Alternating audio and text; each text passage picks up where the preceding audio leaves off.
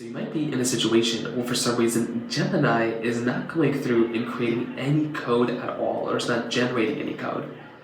Now this can happen for a lot of different reasons. Number one, the main reason why something like this could end up happening is usually because either the coding prompt is a little bit higher, or because what you're needing it to kind of code out might be a little bit bigger than what you actually, that Gemini will allow you to do for free.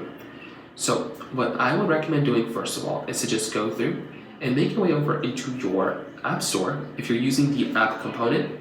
And what I'd recommend doing is to just go through, find the Gemini application, update, get the search for the Gemini app. And then I recommend going through and just basically updating that application. A lot of the times if you go through and just update that app, a lot of the times that might end up fixing the problem. And that is exactly what I recommend doing in this particular situation as well.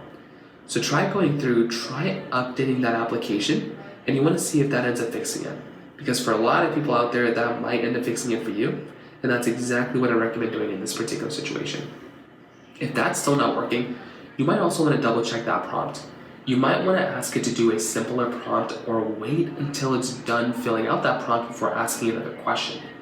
Sometimes you might just have to have it, continue to kind of prompt out. You might have to have it, kind of just give it, recheck your network connection, your Wi-Fi connection, things like that. That might be another area you might have to kind of double check in.